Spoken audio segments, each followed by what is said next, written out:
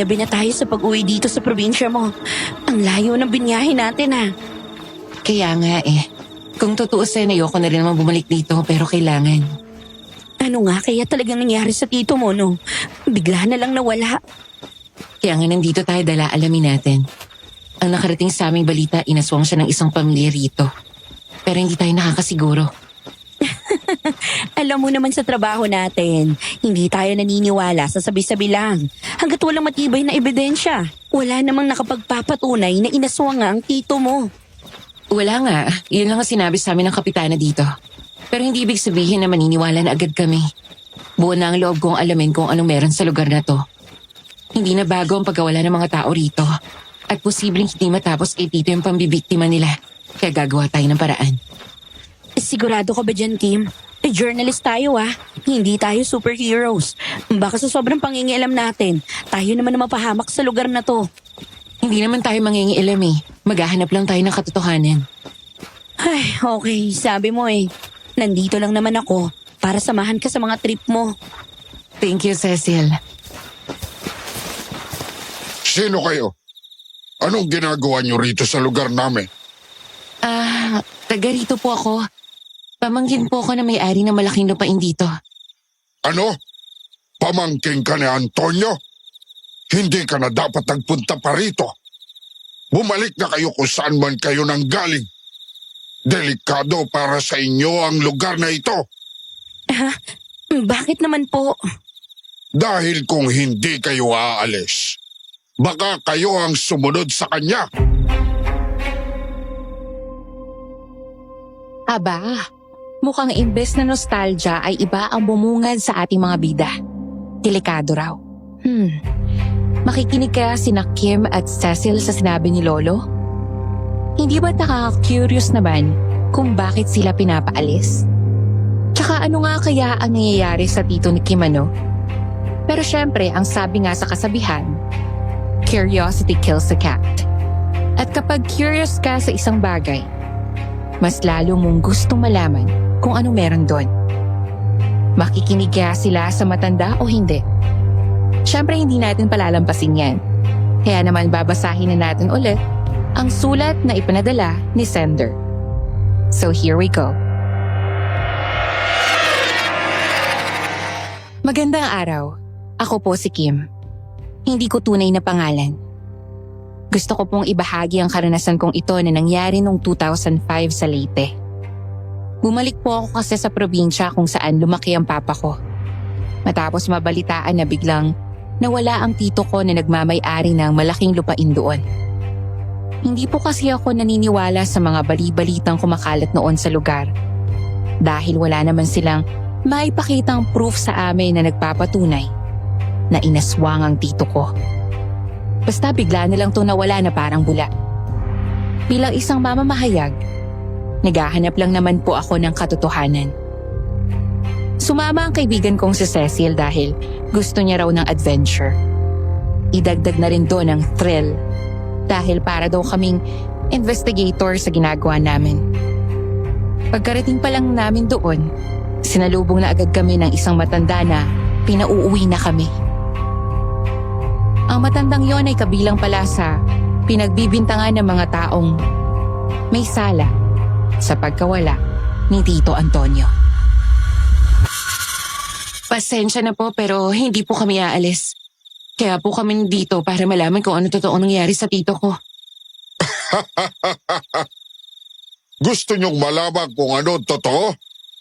Hay nako, kahit sino ang tanugin niyo sa baryong ito, isa lang ang makukuha niyong sagot. Kinuha siya ng aswang. Inaswang ang tito mo at tiyak na kapag nalaman ng aswang na yon na nandito kayo para hanapin ang isang taong biniktima niya, malamang isusunod niya na kayo. Hala, bumalik na kaya tayo na Maynila, Kim. Natatakot na ako. Ano ka ba naman, Cecil? Natatakot ka kaagad? Baka tinatakot lang tayo ni Lolo. Hindi ko kayo tinatakot. Nagsasabi ako ng totoo.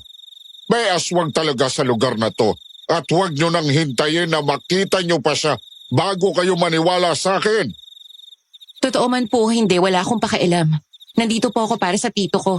Hindi ako aalis hanggat hindi ko nalalaman kung ano talaga nangyari sa kanya. Ayoko maniwala sa mga haka-haka. Kayo ang bahala. Basta ako, pinaalalahanan ko lang kayo. Basta kapag may nangyaring masama sa inyo, hindi kayo kargo ng kahit sino rito sa lugar na to. Lo, kanina ko pa kayo hinahanap.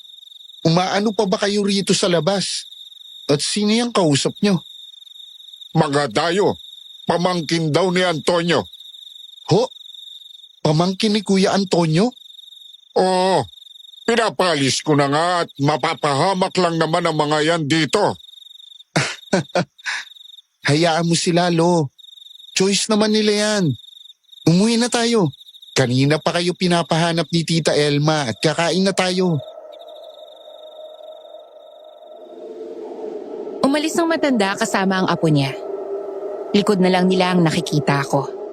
Pero hindi ko maalis sa kanila ang paningin ko. Ang weird kasi ng dating nila para sa akin. Si Cecil sa kabila ng takot na nararamdaman sa sinabi ng matanda, bigla na lang nanginig. At nang lingunin ko siya, nakangiti siya ng matamis habang nakatingin pa rin sa papalayong maglolo. Cecil, uy, anong iningiti-ngiti mo dyan? Hindi mo ba nakita yung lalaki, Kim? Ang gwapo niya. Nakita ko. Ano naman ngayon? Okay lang pala kahit hindi na tayo umuwi. May nakita na akong pogi eh. Ano kayong pangalan nun, pati ni Lolo? Sayang, hindi natin natanong. Ay nako Cecil, ewan ko sa'yo. Halika na nga, lumalalim na yung gabi. Delikado sa dadaanan natin pupunta sa bahay ni Tito. Medyo masukal dahil malapit lang sa gupad nakatayong bahay nun. Ano? Baka mamaya, bigla natin makaharap dun yung sinasabi nilang aswang. O bakit ngayon natatakot ka na? Ayos lang naman sa akin kung gusto mo nang umuwi. Basta ako, mag-i-stay ako rito. Ay, pasalamat ka Kim at malakas ka sa akin. Hindi ko rin naman kakayaning umuwi mag-isa tapos iiwan ka rito. Mag-aalala lang ako. Baka usigin lang ako ng konsensya ko kapag may nangyaring masama sa'yo rito. Sasamahan na lang kita hanggang kamatayan. Wala ka naman talagang choice dahil ganyan mo talaga ako kamahal, no? Oo, kaya pasalamat ka talaga na may kaibigan kang katulad ko. Tama na nga, naku. Ang dami mo naman sinasabi. Tara na. Humihikab na ang kasama ko habang papunta kami sa bahay ni Tito. Wala nang nakatira doon. Kasi hindi naman siya nagkaroon ng pamilya. Mabuti na lang may spare key si Daddy ng bahay ni Tito. Kaya may matutuluyan kami. May 6 na buwan na rin nung mawala si Tito. Kaya ang daan papunta sa bahay niya sa paanan ng bundok, nagtataasan na yung mga damo. Ni hindi na nga rin makita yung bakas ng daan na dapat naming baybayin. Si Cecil sobrang higpit na yung kapit niya sa akin habang naglalakad kami. Takot na takot. Malayo pa ba tayo, Kim? Ang layo naman yata sa kabias na ng bahay ng tito mo. Malapit na. Makakapagpahinga na rin tayo. Takot ba sa taong tito mo? Liblib na nga itong barangay, tapos nagtago pa siya sa pinakaliblib. Uy, baka naman ang tito mo aswang ha? Ano ka ba? Wala kaming lahing aswang, no? Ano yun, Kim? Naririnig mo ba yun? Oo. Teka. Huwag ka masyadong maingay. Baka may mabangis na hayop lang na naligaw rito. Hindi ko talaga alam paano ko napunta sa sitwasyon na to. Masyado yata ako naging kalad ka rin. Mukhang magkasama tayo hanggang kabilang buhay, Kim. Alam mo, tumigil ka na, napakanega mo dyan. Saan kayo pupunta? Ay, anak ka ng tipaklong kuya. Nakakagulat ka naman eh. Bigla-bigla ka sumusulpot. Pasensya na kung natakot ko kayo. Babalikan ko talaga sana kayo sa daan. Alam ko namang papunta kayo sa bahay ni Kuya Antonio. Masukal na ang daan dito dahil wala nang naglilinis. Baka matuklaw kayo ng ahas o may makasalubong kayong mabangis na hayop. Kaya gusto ko sana kayong samahan dahil baka kung mapapano kayo. Bakit naman kami sasama sa'yo? Baka mamaya sa'yo pa kami dapat mag-ingat eh. Hindi ako masamang tao. Ako na nga itong nagmamalasakit. Pag-iisipan mo pa ako ng masama. Oo nga naman, Kim. Grabe ka naman kay kuya. Relax lang. Wala naman akong gagawing masama sa inyo. Iga-guide ko lang talaga kayo papunta ron. Ang sabi rin naman ni Lolo, balikan ko kayo. Wow pagkatapos niya kaming takutin, concern siya ngayon. Ayaw niya lang mapagbintangan kung sakali. Ha? Anong ibig mong sabihin? Wala. Tara na. Mag-aalas 10 na. Nandito pa rin kayo sa labas. Nagdududa man ako sa lalaki. Sumunod kami ni Cecil sa kanya. Habang palapit kami sa bahay ni Tito, natatanaw ko na ito. Sila ni Cecil yung nag-uusap. Napaismid na lang ako sa kaibigan dahil kuhang-kuha ng lalaki yung loob niya. Kahit hindi pa naman namin ito lubos na kilala. Pareha silang madaldal. Ni wala nga akong maintindihan sa pinag-uusapan nilang dalawa. Akala mo napakatagal na nilang magkakilala. Nang makarating na kami sa bahay ni Tito Antonio, mula sa dilim sa gawing kaliwa, may munting ilaw pa akong natatanaw mula sa malayo. Nandito na tayo.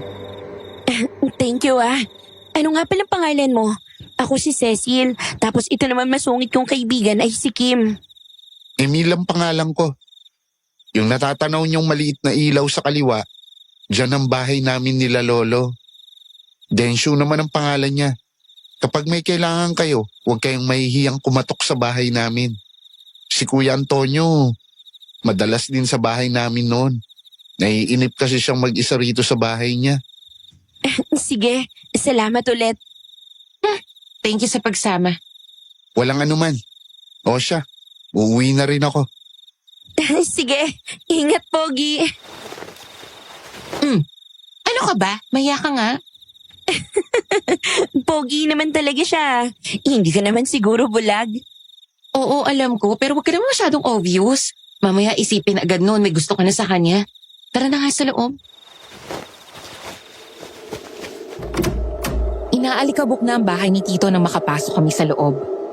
Kaya naman ang kwartong tutulugan namin ni Cecil na lang muna ang nilinis namin. Dahil pagod na kami. Wala na kaming energy para linisin pa yung buong bahay. Lalo pat may kalakihan ito. Kinabukasan, tanghali na rin ang magising kami. Ay, ayos din pala dito ang lamig pa rin kahit tanghali na. Sariwa pa ang hangin. Ganyan talaga, maganda talaga dito sa probinsya. Lalo na napapaligiran ng puno tong bahay ni Tito. Speaking of, anong una mong plano ngayon nandito na tayo? Siguro unahin kung kausapin yung kapitana rito. Yun yung tumawag kay Daddy para mag-report na nawawala si Tito Siya rin yung nagsabi na posibleng inaswang tapos may pinagbibintangan pa siya. Oh, talaga? Sino naman daw? Taga rito rin daw. At ito pa, hindi lang daw isa, kundi isang angkan.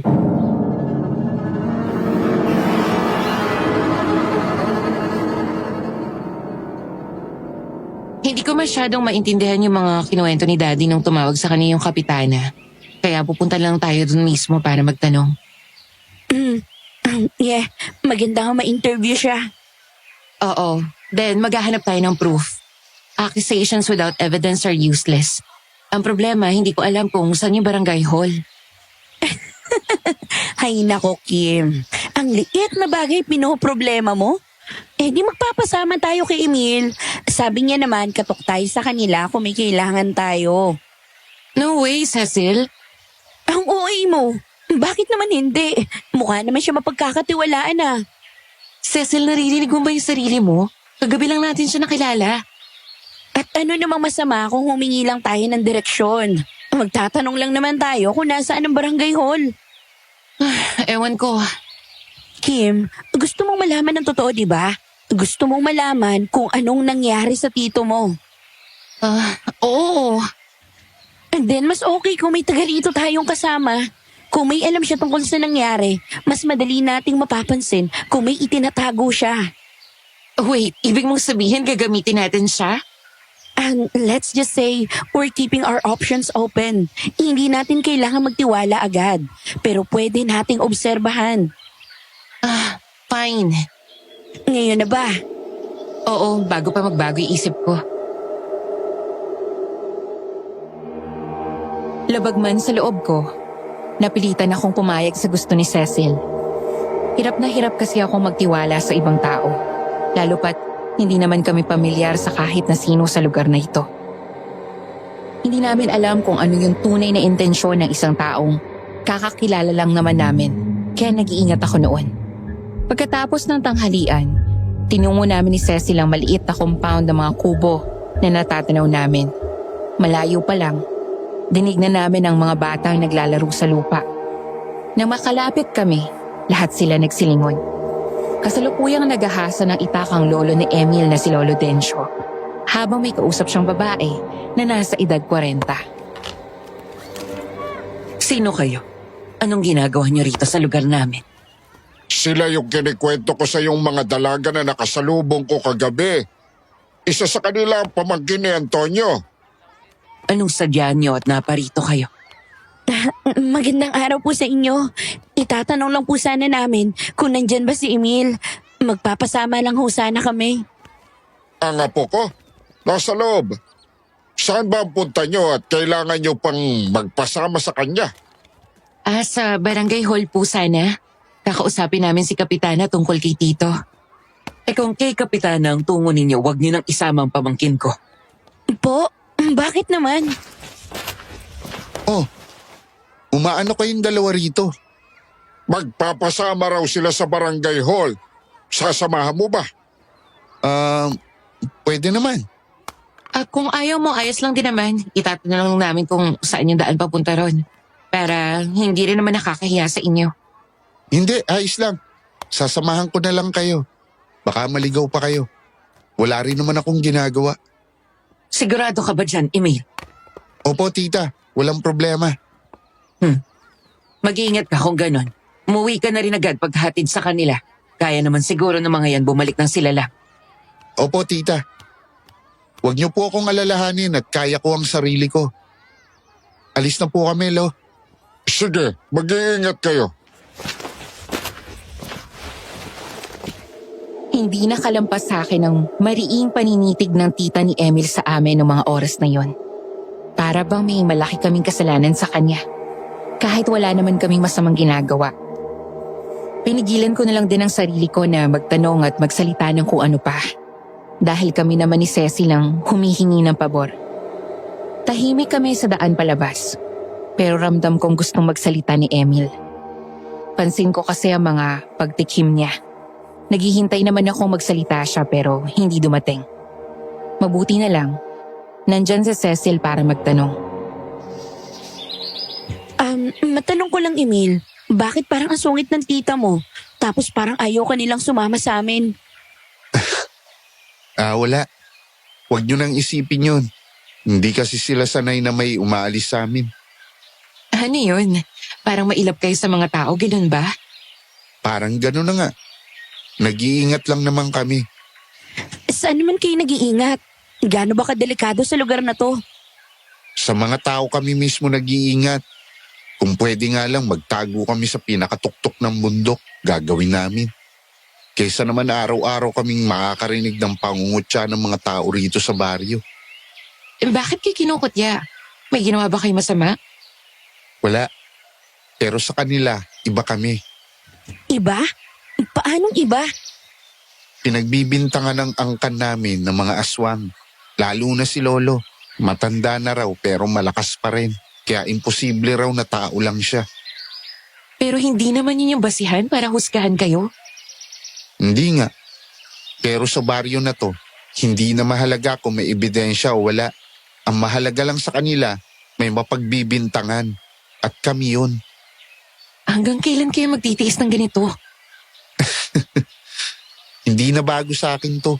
Bata pa lang ako, ganito na ang turing sa amin. Iwas na iwas ang mga tao. Sanay na akong makarinig ng mga bulong sa likuran ko. Sanay na akong makakita ng mga matang punong-puno ng takot tuwing nadadaanan ko sila.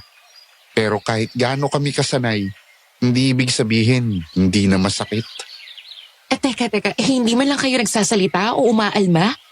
May karapatan din kayo ipagtanggol yung sarili nyo lalo na't kung hindi naman totoo. Dapat lumaban kayo. Ano bang laban namin? Kahit anong sabihin namin, hindi nila pakikinggan. Kahit anong gawin namin, para sa kanila may ginagawa pa rin kaming mali. Kaya natuto na lang kaming magtago. Mas mabuti nang wala silang makita kaysa may bagong dahilan pa silang ibato sa amin. Emil, hindi ba kayo naiinis?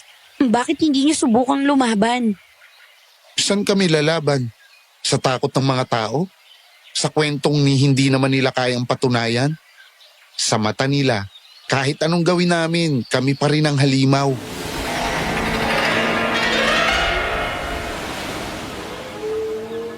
Hindi ko alam kung ano yung mas masahol. Ang matakot sa isang halimaw na hindi naman totoo. O gawing halimaw ang isang taong hindi naman dapat. Ngayon alam nyo na kung bakit. Kaya pala gano'n na lang ang tingin at pananalita ng tita mo sa amin. Hindi ko rin naman siya masisisi. Matagal na kaming ganito. Habang tumatagal, lalo lang siyang napapagod. Sanay na siya sa panghusga ng mga tao. Pero hindi ibig sabihin na hindi na niya yun dinadala. Kaya pala ang sungit niya kanina. Oo, alam kong hindi niya dapat ibinubunton sa inyo ang inis niya pero siguro kasi natatakot lang siya na baka dagdag lang kayo sa mga taong huhusga sa amin. O baka naman natatakot siyang may mangyari sa akin sa labas. Naiintindihan naman namin na hindi madali yung pinagdadaanan nyo. Pero kahit ganon, pasensya na rin sa inasal niya kanina. Hindi lang talaga madali sa kanyang makipag-usap sa mga hindi niya lubos na kilala. Baka isang araw, magbago rin ang sitwasyon niyo. Sana nga. Pero hindi na ako umaasa. Hindi ko naiwasang maawa sa pamilya niya. Pero napapaisip din ako kung bakit ang tingin sa kanila ay mga aswang. Sigurado kung marahil ay may napapansin din ang mga tao sa kanila kaya pinagbibintangan sila. Mahirap maniwala sa isang bahagi ng kwento kung hindi mo naririnig sa iba. Natahimik na kami nang makalabas kami sa masukal na daan. Sa hilayaran ng mga dikit-dikit na bahay nang nasa daan kami, kapansin-pansin nga ang paninitig ng mga tao kay Emil. At ang iba sa kanila, nagtataka kung sino kami at bakit namin siya kasama. Hindi na rin sila nahiyang magbulungan kahit hindi pa kami nakakalagpas sa kanila. Hindi nakatakas sa pandinig ko ang sinabi ng isa sa mga ale. Baka raw kauri kami nila Emil at nandoon kami para maghasik ng lagim. Gusto kong pumatol at ipagtanggol ang sarili ko, ngunit hindi ko nagawa. Magsasayang lang ako ng oras kung paglalaanin ko pa ng panahon na sumagot at makipag-away sa kanila. Kitang-kita ko kung paano tiisin ni Emil ang lahat ng naririnig at nakikita niya. Binilisan na lang namin ang paglalakad hanggang sa makarating na kami sa isang maliit na barangay hall. Salamat sa pagsama rito sa amin, Emila. Pwede ka nang mauna. Kaya naman namin umuwi ni Cecil mamaya. Oo nga, salamat Emil. Mas makakabuti nga siguro kung uuwi ka na. Hindi. Maghihintay na lang ako sa inyo rito. Magtatagal ba kayo? Hindi naman. Kakausapin ko lang naman saglit ang kapitana rito. May ilang katanungan lang naman ako. Kung ganon, maghihintay na lang ako. Sige na, pumasok na kayo sa loob. Nandiyan naman si Kapitana Susan. Hinayaan na lang namin si Emil. Nakatayo siya roon at nakasandal sa pader. Kumatok ako ng 3 beses sa pinto hanggang sa pagbuksan kami ng isang babae na nasa edad 50 pataas. Imbis na sa amin mapunta ang tingin niya, agad na dumako ang mga mata niya kay Emil na tahimik na naghihintay. May panghuhusga agad ang tingin niya rito. Magandang araw. Anong sadya niyo rito sa barangay? Magandang araw din po, Kapitana. Ako po si Kim at ito naman yung kaibigan ko si Cecil. Nandito po sana kami para magtanong tungkol sa tito kung nawawalan na si Antonio. Ah, pamangkin ka ni Antonio? Sige, pasok kayo ng kaibigan mo rito sa loob. Marami tayong pag-uusapan. Maupo kayo. Pasensya na at medyo magulo pa rito sa loob. Marami kasi akong inaasikaso. Pero may oras naman ako para sa inyo. Salamat po, Kapitana. Hindi rin naman po kami magtatagal. May mga gusto lang po sana akong linawin at itanong sa inyo. Sige, pero bago ang lahat, hindi na rin ako magpapaligoy-ligoy. Bakit kasama ninyo ang binatang yon? Hindi nyo ba alam na pinapahamak nyo ang mga sarili nyo sa pagsama sa kanya? Halos sabay kaming nagkatinginan ni Cecil sa sinabi ni Kapitana Susana. Napansin ko ang pag-aalinlangan sa mukha niya. Pero kita rin ang bahagyang inis sa paraan ng pagsasalita niya tungkol kay Emil. Bakit niyo naman po nasabi yan, Kapitana? Ay, hindi niyo ba alam kung sino ang pamilya ng batang yon? Kung bakit iniiwasan siya ng mga tao rito? Dahil po pinagbibintangan silang mga aswang. Tama, at hindi lang basta haka-haka yan, Iha. Matagal nang kinatatakutan na ang kanila Emil, lalo na ang lolo niyang si Densyo. Bakit naman po, may ginawa ba siyang masama? Ang lolo niyang yan ay matanda na, pero hindi nanghihina at hindi rin nagkakasakit. Hindi ba dapat imposible ang ganon? Pero hindi naman yung sapat na ebidensya na aswang siya, Kapitana. Hindi lang yan, Iha. Maraming beses nang may nawala sa baryong to at ang pamilya nila Emil ang laging nasisilipan ng mga kakaibang kilos. Anong klaseng kilos? Laging sarado ang bahay nila. Kung may lumalabas man, parang takot na baka may makakita sa kanila. Wala silang nakakalubilong tao at tuwing may nawawala, tila ba hindi sila apektado. Baka ayaw lang nila makailam, baka gusto lang nila umiwas sa gulo. Iba ang tingin namin doon. Tama na po muna tayo sa usapan tungkol sa kanila. Pwede po bang balikan natin kung anong sinadya namin dito? Paano niyo napansin na nawawala ang tito kong si Antonio? Mahigit 1 linggo na siyang hindi nagpapakita. Hindi normal yun para sa kanya. Lalo pat may negosyo ang inaasikaso sa bayan. At huli niyang nakitang may kasama na isa sa mga kamag-anak ni Emil. At paano niyo naman po nasabing inaswang siya? Ay, dahil sa kwento ng ilang nakakita, may narinig silang mga sigaw mula sa isang bahagi ng kagubatan malapit sa bahay nila Emil nung gabing nawala ang tito mo. Paano nauugnay yun sa pagkawala ni Tito Antonio? Ang pamilya nila Emil ang pinakauling nakasama niya. Matagal nang malapit si Antonio sa kanila, lalo na ang tita niya. Ang tita niyang si Elma, may gusto noon sa tito mo. Ano?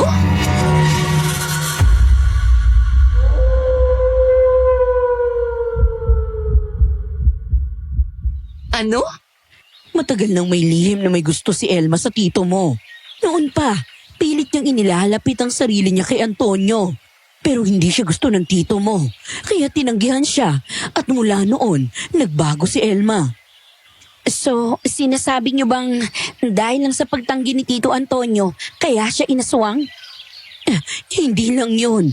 Alam namin na ginagamit lang ng pamilya ni Emil ang tito mo. Mayaman si Antonio, may lupain, at sigurado kung gusto nilang makuha yun. Pero hindi pumayag si Antonio, kaya siya nawala. Ibig sabihin pinatay nila si Tito Antonio para makuha ang lupa? Hindi ko sinasabing pinatay nila. Pero paano kung... Nasa ebidensya kung may patunay kayo? Kung may patunay kayo, bakit hindi nyo dinala sa mga polis? Bakit hindi nyo sila kinasuhan? Hindi ganun kadali yun. Kaya pala, so puro haka-haka lang talaga? Hindi haka-haka, Kim. Maraming nakapansin. Sino? May nakakita ba mismo kay Tito Antonio na kasama ang pamilya ni Emil nung nawala siya? Ano? Wala. Alam niyo, Kapitana, delikado yung ginagawa niyo. Ang pagbibintang na walang matibay na ebidensya ay mas panganib pa kaysa sa tinatawag niyong aswang. Kung may ebidensya kayo, ilabas niyo. Pero kung wala, baka mas dapat nating pag-isipan kung sino ang totoong halimaw rito. Maraming makakapagsabing aswang talaga sila. Lahat ng ebidensya patungo sa kanila. Ano bang ebidensya? Wala nga kayo maipakita. Yung mga testigo. May testigo ba talaga nakakita sa kanila? Dinukot si Tito Antonio? Wala. Pero may nakakita bang may ginawang masama ang pamilya nila Emil kay Tito Antonio? Wala rin. Pero... May nahanap ng katawan? May bakas ba ng dugo? May konkretong ebidensya na nagpapatunay na sila nga may kinalaman sa pagkawala ni Tito Antonio? Wala pa. Pero hindi ibig sabihin na inosente sila. Kung wala po kayong matibay na ebidensya, paano kayo nakakasiguradong sila nga ang may sala? Dahil sino pa bang ibang pwedeng gumawa nun? Paano kayo nakakasigurado na walang ibang posibleng may kasalanan? O baka naman, hinuhusgahan lang po sila dahil lang sa takot at chismis. Hindi lang ito basta chismis, Iha. Hindi nyo alam ang kasaysayan ng baryong to. Oo totoo. Pero hindi rin po ako naniniwalang sapat ang kwento lang para idiin sila. Kung gusto po nating malaman ang totoo, dapat kahit papano may matibay tayong basehan. Ay, kung ganun, kung gusto niyo mapatunayan na wala silang kasalanan, hanapin niyo ang tito mo. Kung buhay pa siya, o sige, palalayain ko ang pamilya nila Emil sa paratang. Pero kung hindi, Hahanap kami ng sagot. Pero gusto kong malaman, kung mapatunayan namin hindi sila ang may kasalanan, babawiin niyo ba lahat ng paratang niyo? oo. May mas magandang paraan para malaman ang totoo kaysa umasa lang sa pananakot. Hahanapin ko si Tito Antonio. At kapag napatunayang hindi sila ang may sala, aakuin niyo yung pagkakamali niyo. Nagkatinginan kami ni Cecil bago tuluyang lumabas ng barangay hall. Malamig ang hangin sa labas, pero ramdam ko ang init ng galit sa dibdib ko. Hindi ako sigurado kung ano ang totoo, pero isang bagay ang alam ko. Hindi ko hahayaang isang kwento lang ang maging batayan ng lahat. Paglabas namin, napatingin si Emil sa amin.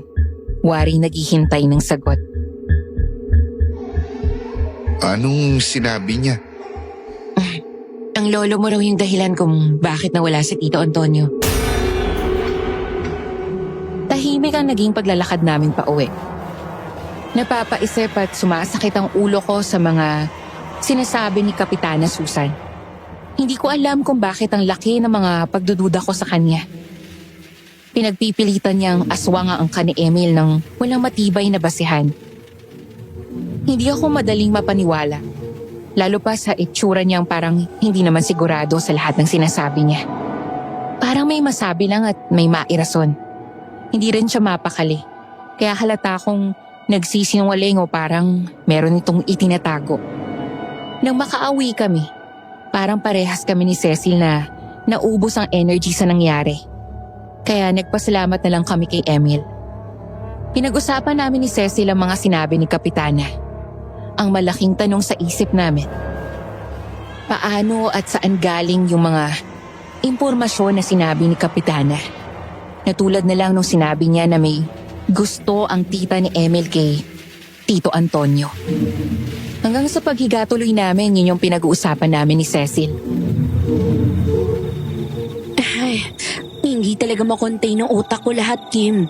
Gusto ko maniwala na ayaw ko. Gusto mong maniwala na ano? Naaswang sila Emil? Parang ganon. Ang galing kasi maghabi ng salita ni Kapitana.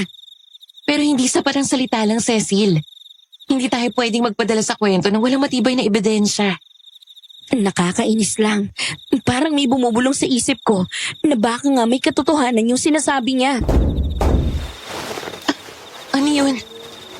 Narinig mo ba yun? Huwag mong sabihin. Shit! Ano yun? Sino yan? Huwag kang gumalaw. Baka kung ano yan. Napapikit kami ni Cecil na marinig ang isang malakas na pagbagsak sa lupa. Dahan-dahan kami lumingon sa bintana at doon, sa liwanag ng buwan, nakita namin ang isang nilalang. Babae siya. Dahil sa mahaba niyang buhok na sumasayaw sa hangin at dahil na rin sa tindig niya, ang kanyang balat ay abuhing puti. May malalalim na peklat sa leeg at braso. Ang mata niya ay dilaw na parang mata ng hayop. At ang ngiti niya ay masyado palawak para sa isang normal na tao. Kim, hindi tao yan. Tara na, umalis na tayo rito. Hindi ko magalawang pa ako. Napabalikwas kami nang bigla nilang sunod-sunod na kumatok ang aswang sa pinto. Halos maihi kami ni Cecil sa matinding kaba na nararamdaman. Tara na, Cecil! Takbo na! Wala na kaming ibang inisip kundi ang makalayo. Dumaan kami sa likod ng bahay. Hindi namin alam kung anong mangyayari kung mahuli kami ng babaeng iyon. Dumiretso kami sa masukal na daan. Hindi alintana kung ano ang nasa paligid. Kim, ano gagawin natin? Wala na tayo pupuntahan. Kay Emil! Sigurado ka? Oo, wala na tayong choice. Tumakbo kami papunta sa bahay ni Emil. Hindi namin alam kung tama ang desisyon namin puntahan sila. Pero wala na kaming ibang pagpipilian. Emil! Emil! Emil, buksan mo itong pinto! Anong nangyayari? Halos hindi kami makapagsalita sa sobrang hingal at takot. Hinawakan ako ni Emil sa braso at halatang kinakabahan sa itsura namin. Kim, Cecil, anong... Emil! May aswang! May aswang na humahabol sa amin! Napatingin kami sa madilim na gubat. Naroon pa rin siya, ang babaeng may dilaw na mata. Nakangiti pa rin pero ngayon, mas lumalabas ang mahabang pangil.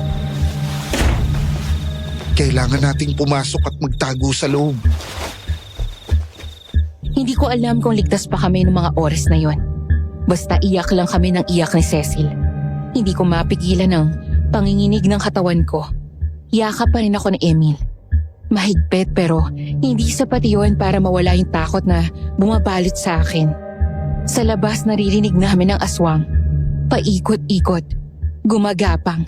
Tila hindi aalis hanggat hindi nakakapasok. Ayoko na, Kim. Aalis na lang tayo, please. Hindi tayo makakatakas. Kung aalis tayo, mas madali tayong masusundan. Napatingin ako kay Lolo Dencio na biglang lumabas mula sa isa sa mga kwarto. Sa kabila ng matanda niyang anyo, matibay ang tindig niya. Hawak niya ang patpat. Mahigpit at kita ko ang paninindigan sa mga mata niya. Hindi natin yan mapapalis ng basta-basta. Ano pong gagawin natin?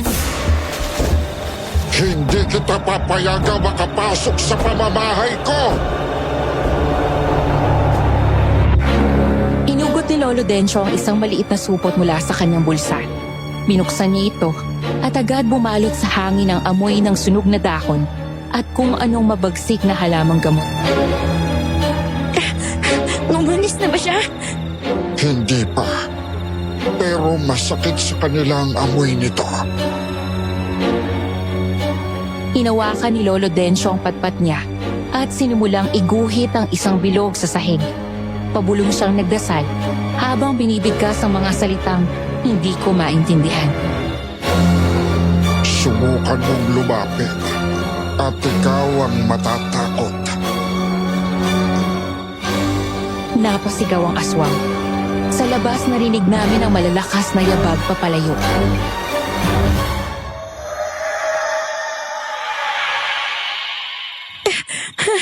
Wala na siya? Oo, hindi na siya makakabalik ngayong gabi. Hindi ko alam kung dapat ba akong matuwa o matakot. Pero isa lang ang sigurado ko. Hindi ko pa rin kayang bitiwan ang kamay ni Emil. At hindi ko pa rin kayang alisin ang kaba sa dibdib ko. Makalipas ang ilang oras, unti-unting kumalma ang paligid. Hindi na namin naririnig ang mga yabag sa bubong o ang malamig na tinig ng babaeng aswang. Malapit nang bumuka ang liwayway. At sa kaunting liwanag mula sa silangan, parang mas madali na huminga. Huwag kayong magpapadala sa takot. Hindi ito ang huling beses na susubukan nilang lumapit. Ano pong ibig niyo sabihin? Babalik pa sila? Kapag may pinuntiryang biktima ang mga yan, hindi sila basta sumusuko. Pero bakit naman kami yung habol nila? May dahilan. Pero hindi pa natin alam kung ano. Bigla kaming napatingin sa labas. May paparating na anino sa dapit liwanag. Matarik pa ang dilim. Pero habang lumalapit ang figura, unti-unti na naming nakikita kung sino ito. Cecil, Kim, anong ginagawa niyo rito? Napatitig ako kay Ate Elma. Pawisan siya. Gusot-gusot ang damit at mukhang hindi pa siya natutulog. Nagkatingin kami ni Cecil. Napasin kong bahagyang nanginginig si Cecil pero hindi dahil sa takot kundi sa hinalang. Unti-unting namumuo sa isip niya. Hindi siya agad nakapagsalita. Sa halip, Napatingin siya sa amin ng may kung anong inis sa mata. Umuwi na kayo. Delikado rito. Nagkatinginan kami ni Cecil. May bumibigat sa hinala sa puso ko pero hindi ko alam kung paranoia lang ba yon o may katotohanan. Cecil, tara na. Umuwi na kami at hinatid kami ni Emil. Pero kahit nasa loob na ako ng bahay, hindi ko pa rin maiwasang mag-isip. Hindi ko alam kung may kinalaman ba si Ate Elma sa aswang o kung nagkataon lang ba ang lahat. Nung hapon, dumaan si Emil sa bahay at nangangamusta sa kalagayan namin. Si Cecil na nung unay tuwang-tuwa sa lalaki, ay bigla na lang naging mailap dahil sa duda. Kumusta? Ayos lang ba kayo rito? Oo, salamat sa pagbisita. Mabuti naman kung ganun. Huwag kayong mag-alala. Kung kinakailangan na bantayan ko kayo rito para hindi na kayo balikan ng aswang, gagawin ko. Hindi na. Huwag mo nang abalahin ang sarili mo. Huwag mong sabihin pati ikaw, nagdududa na sa amin, Cecil. At bakit hindi? Saan galing ang tita mo kagabi? Ang unusual naman na inaswang kami tapos sumaktong wala siya ron sa inyo, lalo't gabi na. Cecil, huwag mo na siguro tayo mang-akusa. Lumilipas ang mga araw at gabi. Hindi na muli kami tinakot ng aswang. Pero lagi kaming pinupuntahan ni Emil para siguruhing ayos lang kami. Unti-unti nakikita ko kung gaano siya kabuti. Palagi siyang nandiyan. Kahit pa binabato siya ng masasamang tingin ni Cecil. Hindi niya iyon alintana. Isang araw, malapit ng maghapon at wala kaming magawa ni Cecil. Kaya nagpa siya akong linisin ang lumang kwarto ni Tito Antonio. Pero hindi ko inaasahan ang matutuklasan namin. Sa ilalim ng isang lumang aparador, may isang kahon na puno ng papel. Karamihan ay luma na. Tila nilamon na ng panahon. Pero isang liham ang agad na napansin ni Cecil at binigay sa akin. Kim, tingnan mo to. Sulat kamay iyon ni Tito. Isang liham na hindi ko alam kung para kanino. Kaya naman nagpa siya akong basahin iyon. Ano to? Kung sino mang makakabasa nito, malamang ay wala na ako sa mga oras na to. May isang bagay na dapat malaman ng lahat. Ang tunay na aswang ay si Kapitana Susan. Nahuli ko siyang umaaligid sa bahay nila Elma isang gabi. Nang makita niya ako, nagbanta siya na kung hindi ako mananahimik, ako isusunod niyang biktima. Hindi ko alam kung bakit niya sila tinutugis. Pero sigurado kung gusto niyang isisi sa kanila ang lahat. Kung may mangyari sa akin, tandaan mo to. Ang dapat niyong katakutan ay hindi ang pamilyang yon, kundi ang nasa itaas mismo ng ating baryo. Si Kapitana! Paano kung totoo yan, Kim? Paano kung kaya gusto niyang pagbintangan ng pamilya ni na Emil kasi gusto niyang pagtakpan ng sarili niya? Hindi agad ako nakasagot. Kung totoo ang sinabi ni Tito Antonio, ibig sabihin, maling-mali ang mga paratang kay Emil at sa pamilya niya. At mas lalong mali ang hinala namin kay Ate Elma. Kailangan nating malaman ang dahilan. Anong kasalanan ng pamilya nila kay Kapitana? Hindi ko alam. Pero isa lang ang sigurado ko. Ano? Nasa panganib tayo.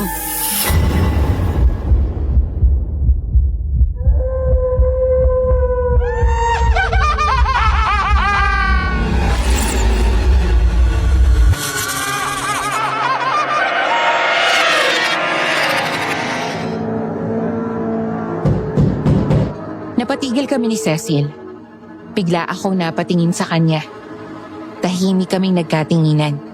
Sa labas ng pinto, may isang boses na malamig pero may bahid ng pagiging normal.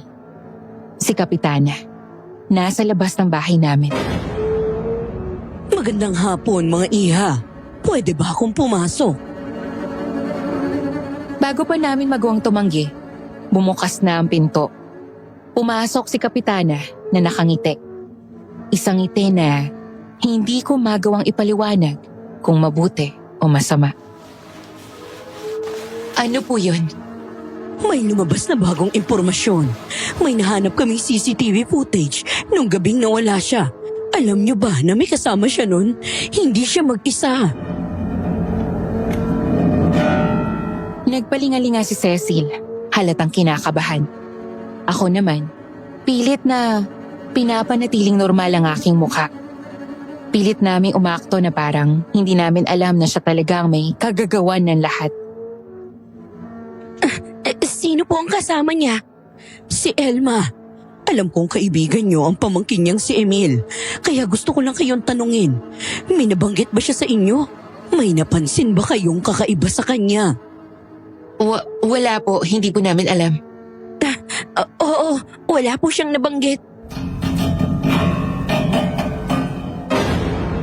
Ngumiti si Kapitana, pero may kakaiba sa titig niya. Parang sinusuri ang bawat galaw namin. At sa isang iglap, bigla niyang tinagilid ang ulo niya. Tila may napansin sa mesa.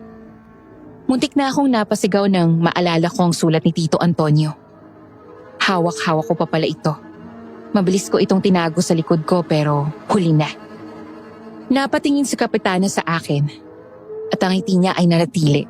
Pero kita ko ang pagdududa sa kanyang mga mata. Ano yun, Iha? Wala po. Sulat lang ni Tito na matagal na. Tahimik akong tiningnan si Kapitana bago siya muling ngumiti. Ganun ba? Sige, hindi ko na kayo istorbohin. Mukhang abala rin naman kayo rito. Mag-ingat kayo palagi ha. Lalo na't mukhang may nagtatangkang ilihis tayo sa katotohanan. Tahimik kami ni Cecil. Parehas na parang tumigil sa pagtibok ang mga puso namin at nakahinga lang ulit nang mawala sa paningin namin ang ginang. Walang gustong magsalita. Pero isang bagay lang ang sigurado. Alam ni Kapitana na may nalalaman kami. Hindi na kami nag-aksaya ng oras nun. Kailangan naming makausap si Emil at Lolo Dencio bago pa kumilo si Kapitana. Cecil, tara na. Kailangan natin sabihin to sa kanila. Alam ko, pero paano kung bigla niya tayong atakihin? Alam kong may punto siya, pero mas delikado kung magpapaligoy-ligoy pa kami. Kinuha ko ang sulat ni Tito Antonio at mabilis kaming lumabas ng bahay. Maingat na naglakad sa madilim na daan patungo kina Emil.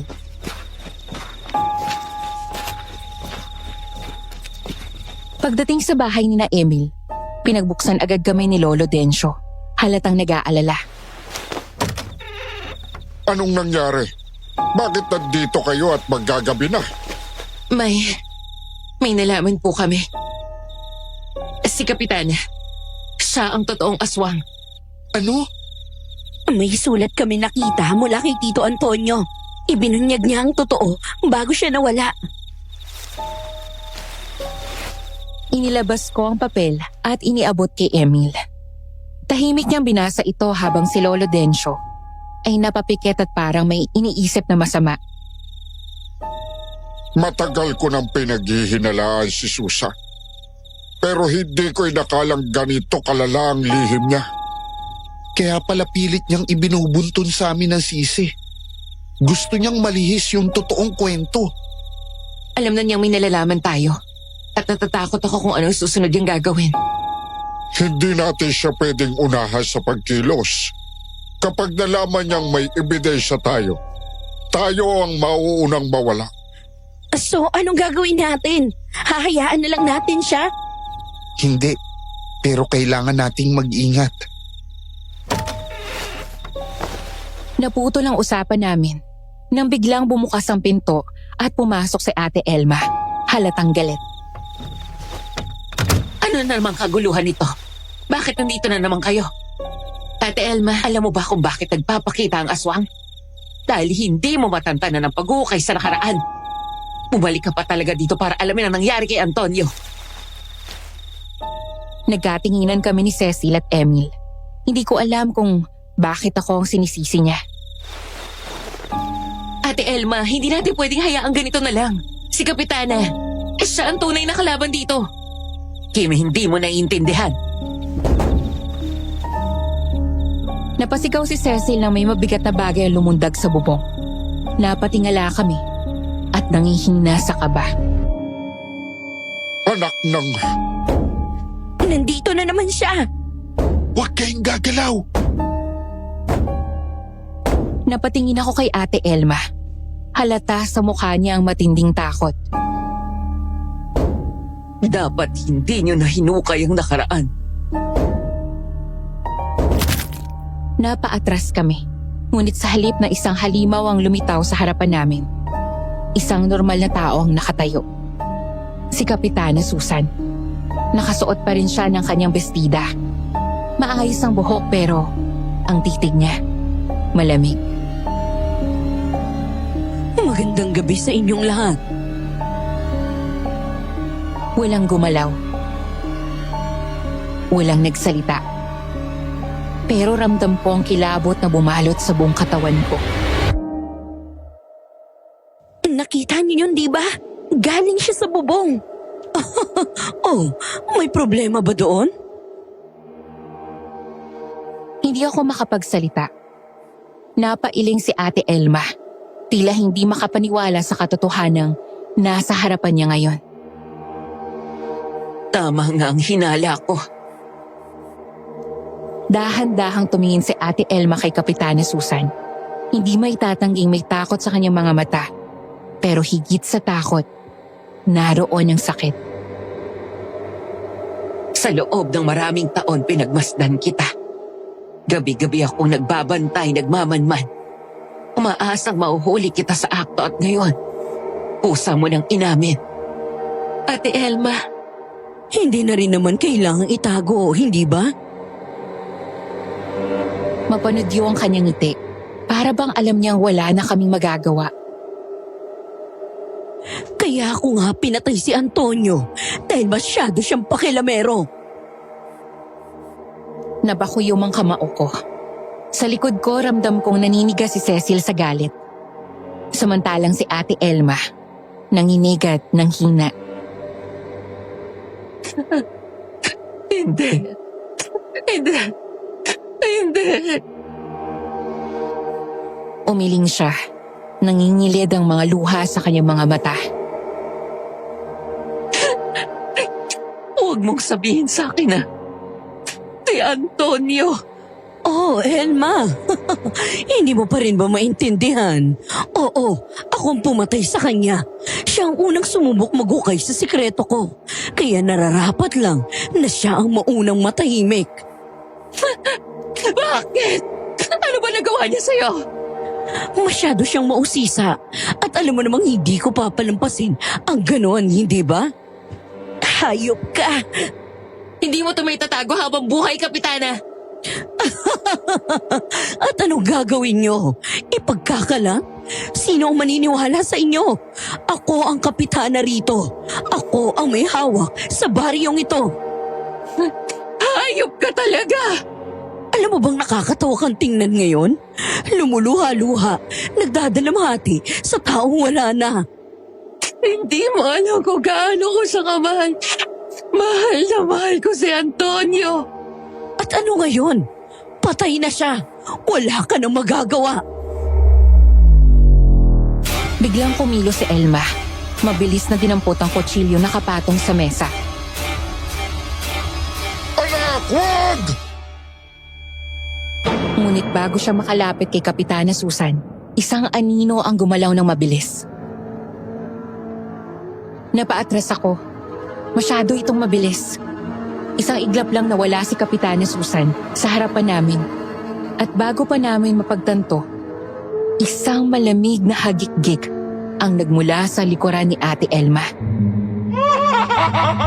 Napakabagal mo, Elma. Napalingon si Ate Elma pero huli na. Isang kamay ang mahigpit na bumaon sa kanyang balikat. Halos itulak siya pababa sa sahig. Tita Elma! Akmang tatakbo kami ni Cecil para tulungan siya. Ngunit sa isang iglap, itinulak ni Kapitana Susan si Ate Elma na parang wala itong bigat. Napasubsob si Ate Elma sa sahig. Halos hinahabol ang hininga.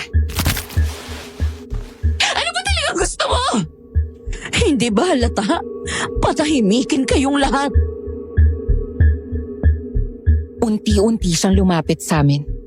Muli kong nakita ang pagbabago sa kanyang katawan. Ang kanyang mga kuko, humahaba at tumutulis.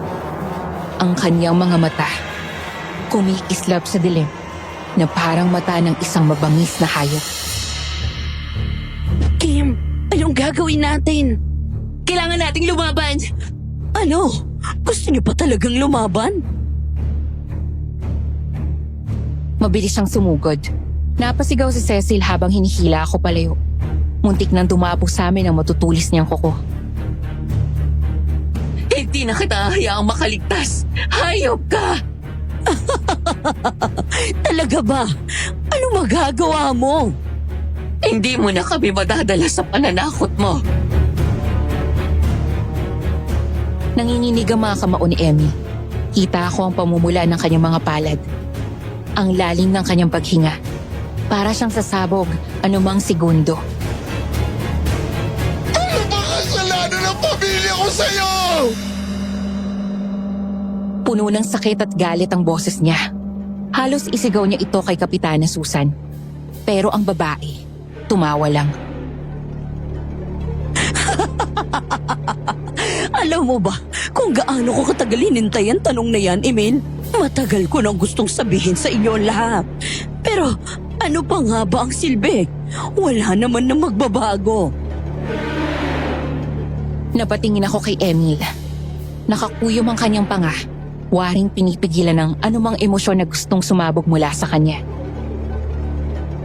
Alam mo bang minahal ko ng higit sa sarili ko ang ama mo? Napalunok si Emil. Lahat kami natahimik. Parang hindi namin alam kung anong mararamdaman. Oo, Emil. Ako ang unang babaeng minahal ni Goryo. Pero anong ginawa niya sa akin? Umakbang siya palapit. Unti-unting nawawala ang tawa sa kanyang mukha. Napalitan ito ng matinding hinanakit. Itinago niya ako sa lahat. Sa pamilya niya, sa mga kaibigan niya, sa buong baryo. Wala ni isa nakakaalam tungkol sa amin. Ako ang sikreto niyang ayaw niyang ipaalam sa mundo. Hindi totoo yan. Hindi mo pa rin gets. Kahit ang sarili mong lolo, hindi niya alam. Dahil walang sinabihan si Goryo. Kahit ako, hinayaan ko lang. Dahil mahal ko siya. Pero ano ang kapalit ng pagmamahal kong yon? Isang araw, nalaman ko na lang na may iba na siya. At hindi lang basta-basta. Isang taong pinagkatiwalaan ko. Isang taong itinuring kong kaibigan. Hindi. Oo, Elma. Ang nanay ni Emil. Si Nora. Ano? Hindi mo alam ano. Walang nakakaalam. Nalaman ko na lang isang araw na buntis ni Goryo ang nanay mo. At sa isang iglap, ako na ang naiwang walang halaga. Alam mo ba kung anong pakiramdam nang ipagpalit sa taong hindi mo akalaing aagawin siya sa'yo? Kaya mo siniraan ang pamilya ko. Oo, ako ang nagpakalat ng chismis. Ako ang nag-udyok sa mga tao na tingnan kayong may dungis. Sa bawat bulong, sa bawat kwentong hinabi ko, unti-unting nasira ang pangalan ng pamilya mo. Wala kaming kasalanan sa'yo. Pero hindi sapat ang pagkamuhi ng tao. Kaya ako na mismo ang gumawa ng paraan. Ako ang pumatay sa mga magulang mo, Emil. Ikaw? Oo, ako. Nakakatawa, hindi ba? Si Goryo at Nora ang nagkasala sa akin. Pero buong pamilya niya ang nagdusa. Masarap sa pakiramdam. Hindi mo alam kung anong pinagdaanan ko dahil doon! At ano naman ngayon?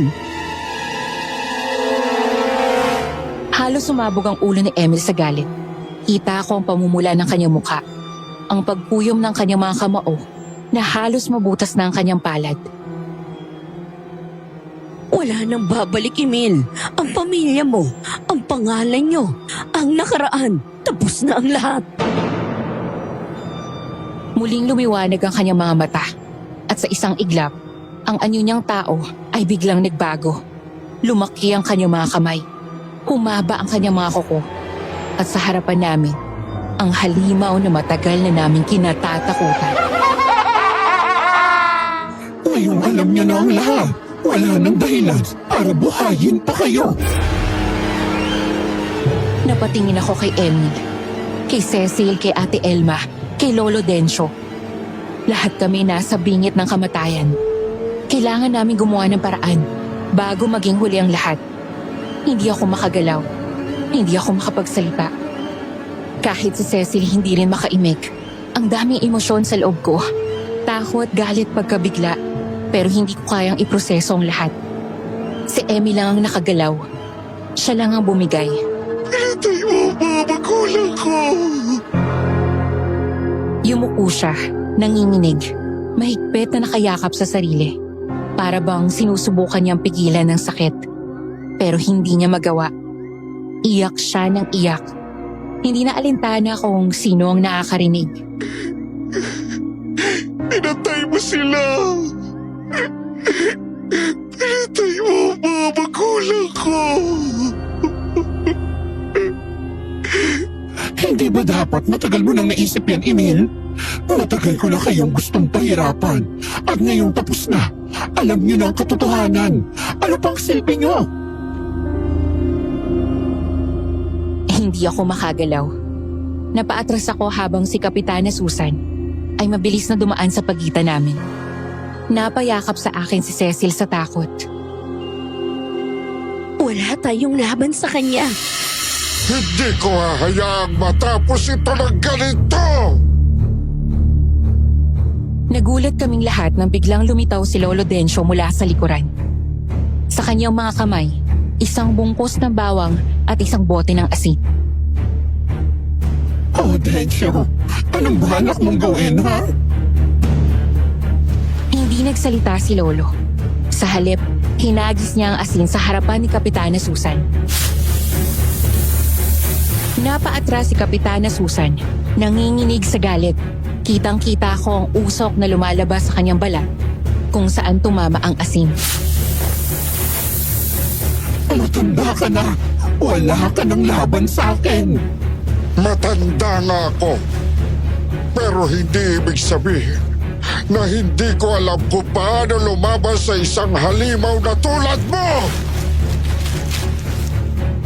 Binuksan ni Lolo ang isang maliit na supot ng durog na bawang at isinaboy ito sa paligid. Si Kapitana Susan ay lalong lumayo. Nanginginig ang kanyang katawan. May epekto! Nasasaktan siya! Pero hindi pa rin siya sumusuko. Huwag kayong matakot. Wala siyang kapangyarihan kapag napalibutan ng mga bagay na lumalaban sa kasamaan. Pero hindi sumusuko si Kapitana Susan. Sa halip tumingin siya sa akin. Diretso sa akin at napangiti. Ikaw ang may kasalanan nito, Kim. Tulad ni Antonio, pakialamera ka. Bago pa ako makagalaw, hinila niya ako palapit sa kanya.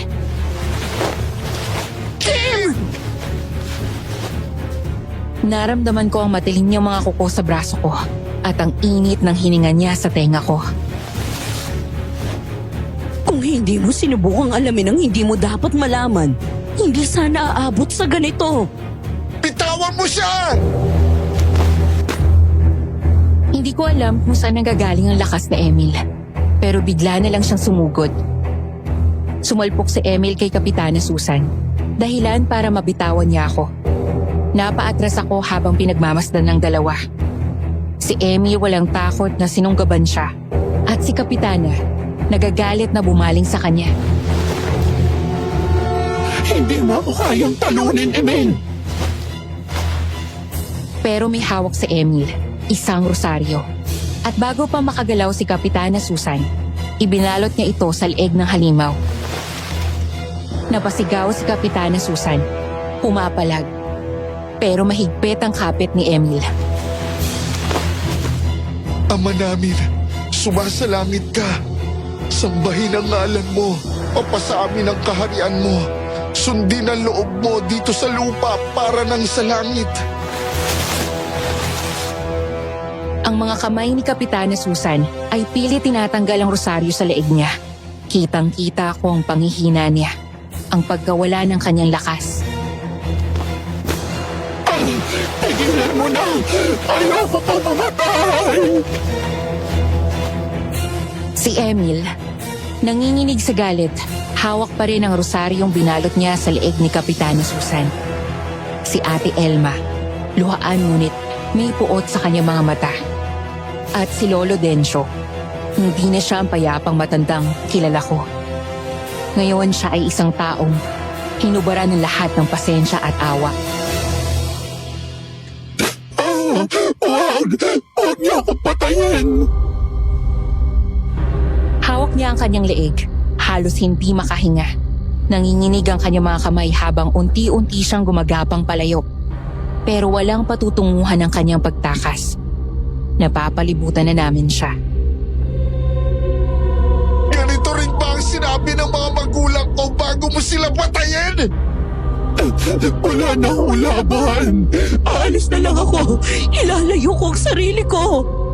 Tulad ng ginawa mo kay Antonio, inaapos mo siya. Dahil hindi sa tumigil sa kakaharap ng katotohanan. Ngayon, dapat lang na gawin din namin sa'yo ang ginawa mo sa kanya. Kinuha ni Lolo Dencio ang isang bote ng gas na nakatago sa gilid ng kubo. Tumindig siya sa harapan ni Kapitana Susan. Tinitigan ito ng matagal. Ang kanyang mukha ay puno ng lungkot, galit at panghihinayang. Napakaraming buhay ang sinira mo. Ang pamilya ko. Ang pamilya namin. Hindi mo na ito matatakasan, Susan. Patawad. Patawarin niyo ako. Pero walang sino man ang nakinig. Dahan-dahang ibinuhos ni Lolo Dencio ang gas sa paligid ng Kapitana Susan. Walang nagawa ang matanda kundi humikbi, yumuko at umiyak habang ang gasolina ay sumisipsip sa kanyang damit. Dapat lang sa'yo to. Hawak ni Ate Elma ang posporo. Nanginginig ang kanyang kamay. Pero alam kong hindi iyon dahil sa takot. Hindi rin iyon dahil sa panghihinayang. Para kay Antonio. Para sa lahat ng kinuha mo sa amin. Itinapon niya ito. Sa isang iglap, bumalot ang apoy sa katawan ni Kapitana Susan. Hindi! Huwag! Patawarin niyo ako!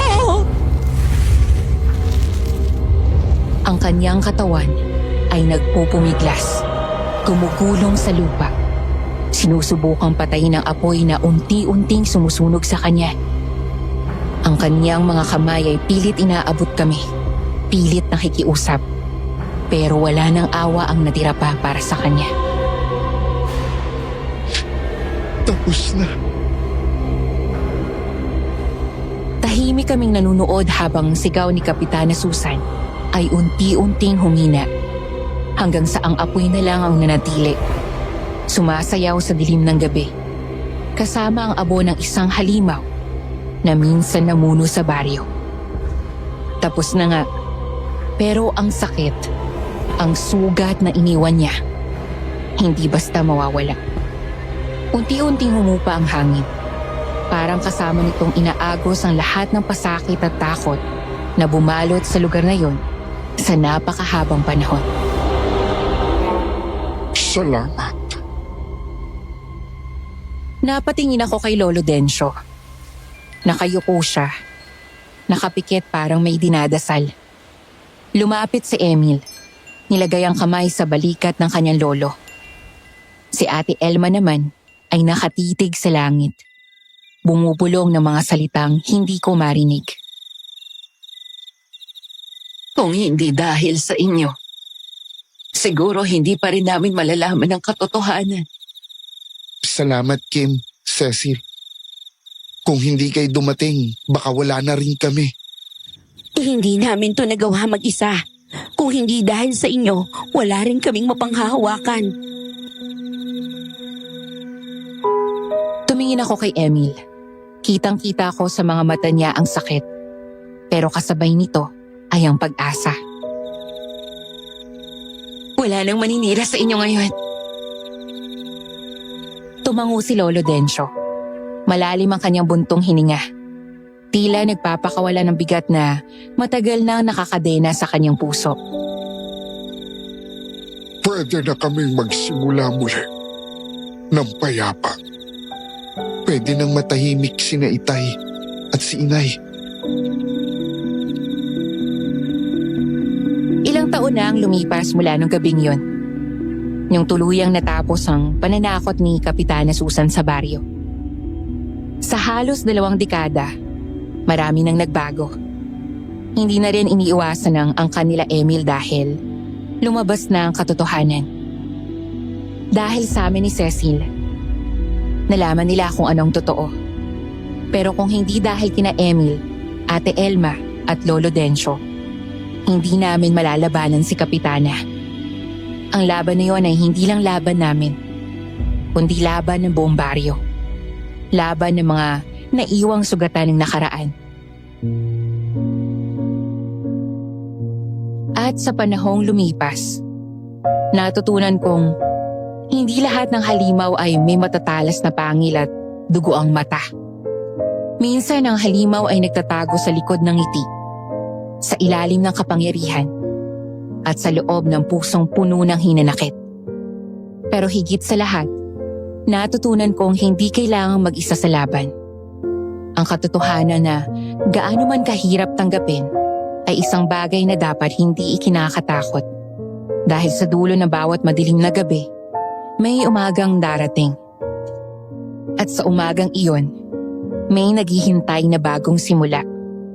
Sino mag-aakala na hindi lang pala sagot ang matatagpuan ko ron kundi pati ang taong makakasama ko habang buhay.